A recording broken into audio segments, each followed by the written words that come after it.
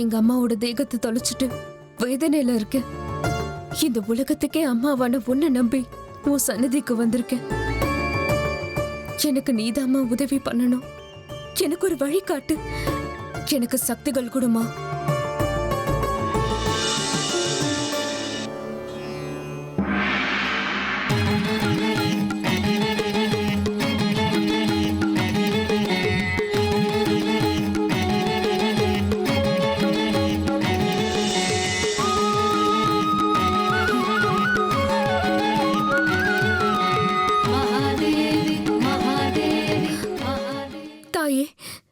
இப்ப நீதான் எனக்கு ஒரு வழியை காட்டணும்.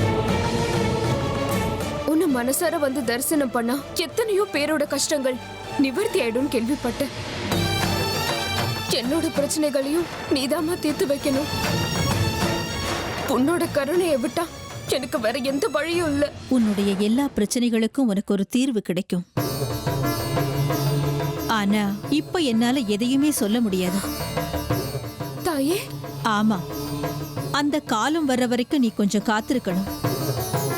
என்னால எந்த பதிலும் சொல்ல முடியாத அளவுக்கு என் குழந்தைகளே என்னை கட்டி போட்டு வச்சிருக்காங்க. உன்னை கட்டி போட்டிருக்காங்களா? அது எப்படி முடியும்? என் குழந்தைகளுக்கு என்னையே ஜெயிக்கணுங்கிற ஒரு கர்வம், இந்த ஜெகன்மாதாவுடைய ஜெகன் மாயையே ஜெயிப்போங்கிற அகங்காரம், தாயை மிஞ்சின குழந்தைகளா இருக்கணும்னு அல்ப சந்தோஷத்துக்காக போராடுறாங்க. அது அவங்களுடைய பிரமைங்கிறது இன்னும் அவங்களுக்கு தெரியல. அதுவும் ஏன் திருவிளையாடல் தான். என் குழந்தைகள் பண்ற தவற தண்டிக்கணுமா இல்ல மன்னிச்சு விடணுமாங்கிற குழப்பத்துல நான் இருக்கேன். அதனாலதான் இப்போ என்னால எந்த பதிலையும் சொல்ல முடியாம இருக்கேன். என்னுடைய அம்மா. நீ கொஞ்சம் பொறுமையாக இரு மகளே. நீ என்னுடைய சன்னிதானத்தை விட்டு புறப்படுறதுக்கு முன்னாடி உனக்கு என்னுடைய அருளால எல்லா விஷயங்களும் தெளிவாயிடும். ஆனா அதுக்கு முன்னாடி உன் மூலமா எனக்கு ஒரு காரியம் ஆகணும். ஏன் மூலமாவா? ஆமா.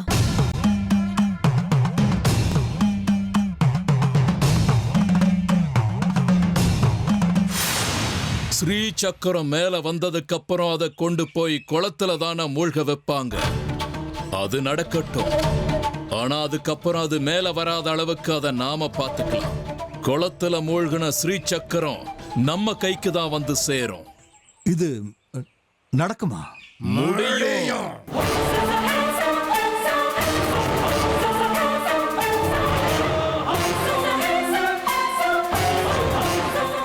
குளத்துல இருக்கிற தண்ணி, அதை சுத்தியுள்ள காத்து எல்லாத்தையும் நம்ம கட்டுப்பாட்டுக்குள்ள கொண்டு வரணும்.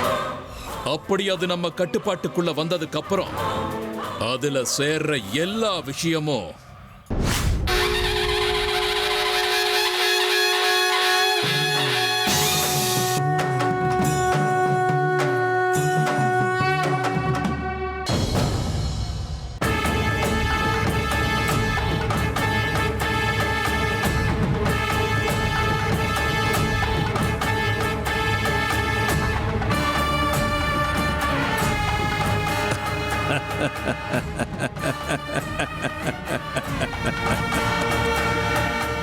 என்ன பார்க்கும்போது உனக்கு இப்ப ரொம்ப பெருமையா இருக்குமே. ஒரு அம்மாவுக்கு எப்பவுமே தான் பிள்ளைகளை நினைச்ச பெருமை இருக்கத்தானே செய்யும். இருந்தாலும் என்ன எப்படியெல்லாம் ஆட்டி வச்ச தாயே நீ. பிள்ளைகளுடைய இஷ்டங்களையும் கஷ்டங்களையும் தெரிஞ்சு பக்குவமா நடந்துக்கிறவ தான் தாய். அதை விட்டுட்டு எனக்கு எது பிடிக்கும்னு தெரிஞ்ச அதை நீ ஒளிச்சு வச்சுக்கிட்டு எனக்கு ஆட்டம் காட்டிட்டிய.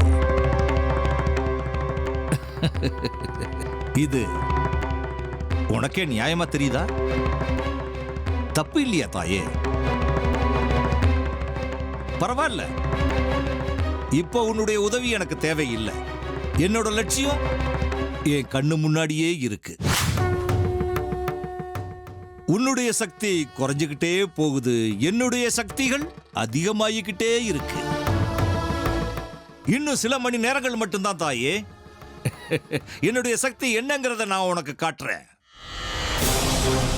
இன்னைக்கு சாயங்காலம் என்னுடைய ஆட்டம் ஆரம்பம். உன் கண்ணு முன்னாடியே அந்த ஸ்ரீ சக்கரம் என்னோட கைக்கு வரப்போகுது.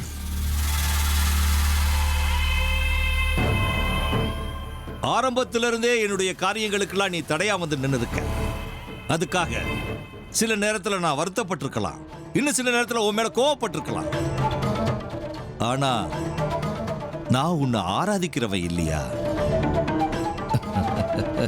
சதா சர்வ காலமும் உன்னையே நான் பூஜை பண்றவன். இப்ப கூட அப்படித்தான். நீதான் தாயை என்னை காப்பாத்தணும். நான் உன்னை தோக்கடிக்கணும். உன்னுடைய சுமங்கலி பூஜை முழுமையா நடக்க கூடாது. அந்த சிறிச்சக்கரம் என் கைக்கு வரணும். அதுக்கு உன்னுடைய ஆசீர்வாதம் வேணும் தாயே. உன்னுடைய பரம பக்தனுக்கு அருள் புரியணும் தாயே.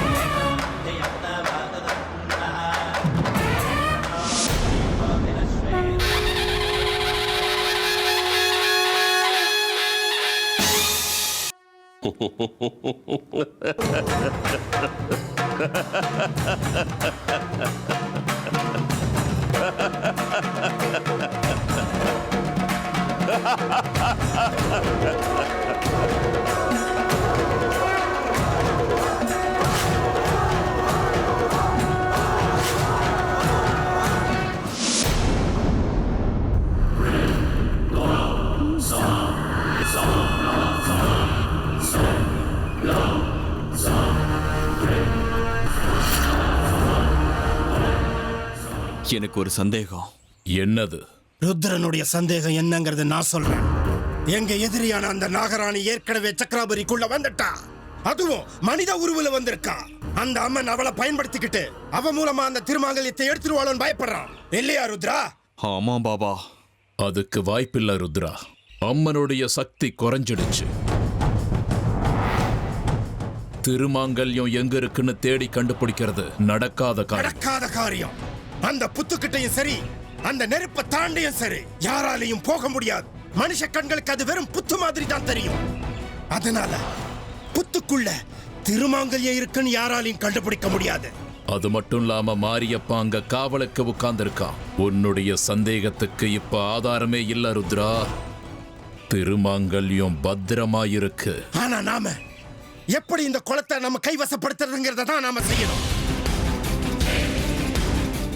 பூஜை ஆரம்பிக்கிற நேரம் வந்தாச்சு. காட்டுக்கே விருப்பாட்சா, இனி இந்த குளத்துக்கு பக்கத்துல எந்த ஒரு பெண்ணும் வரக்கூடாது. சுமங்கலி பூஜை நடக்க போகுது. கோயில்ல பெண்கள் கூட்டம் ரொம்ப அதிகமா இருக்கும்னு நினைக்கிறேன். ரொம்ப எச்சரிக்கையா நீ காவல் காக்கணும். கூடவே அந்த புத்து மேலையும் உன்னோட கவனம் இருக்கணும்.